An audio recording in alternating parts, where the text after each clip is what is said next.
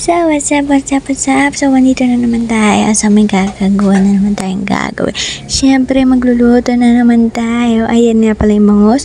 At hihiwain na natin yung bangus.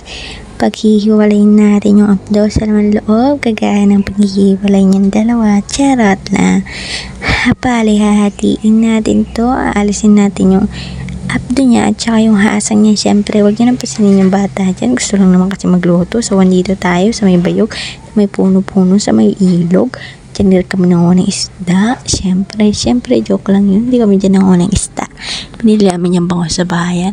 Pala, mahal-mahal lang nga ng bangus ngayon eh. So, nagsasayang na rin kami that time. So, ito yung bangus, ganyan kalaki. Bali, 360 yan. So, magkano isa kaya niyan? Char lang. Kwentahin nyo na lang pala kayo. So, hatiin na lang natin. So, yan. Bali, dito rin kami mag-iiyon. Dito kami sa gitna ng bukid. Andito kami sa bukid. Siyempre, dito lang tayo sa bukid. So, ayan. Tinuturuan na nga ni si kuya ko dyan. Kasi, hindi daw niya kasi alam ko paano magkayat ng isda nga ni. Oo nga ni. So, yan na nga. Kinuha ng pamangkin ko yung kamatis. Siya na daw maglalagay ng kamatis. Sinabi niya sa amin. Kasi daw gusto niya rin daw magluto paglaki niya. Gusto niya rin daw mag-chef. So, ayan. So, bali si kuya ko nang naglinis sa mga isda dyan. So, bali na nga ako ay taga-hawak lang isda. Oo, yun lang. Taga-hawak lang ng isda. So, naputol na nga yung ulo ng isda dyan. Yung bibig niya napunit na kaya nilapag ko ng isda sa may kamatis. So, tingnan nyo naman. Oh, diba? Apakalinis. So, yan. Share lang. Kasi, hindi naman kami tang dito eh. Picnic lang.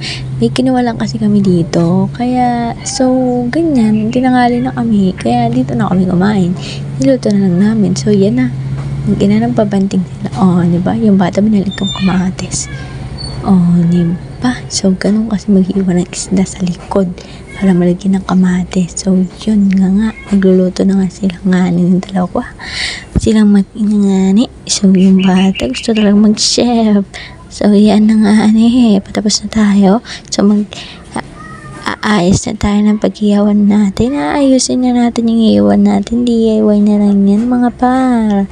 So, ang gagawin na lang natin dyan, aapuin natin at papabagain natin.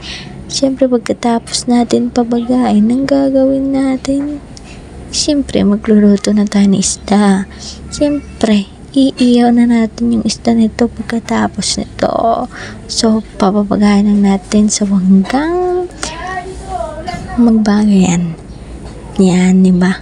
Kaya papa ko gumagawa. Tapos mag-iyaw na kami ng fish. O, yan na yung isda namin. Saan ka pa? Sunod na. Naging black na. Hindi color niya lang yan. Hindi kasi napalakas kasi yung apoy namin. Kaya, ang ginawa namin, hindi na namin yung apoy. Pinawasan namin yung apoy kasi hindi naman pwedeng kumain ng hilaw, diba? Hindi naman kami carnivores. So, ang gagawin natin yan. Bye-bye. So, kakain na sila. Ay, kakain na kami.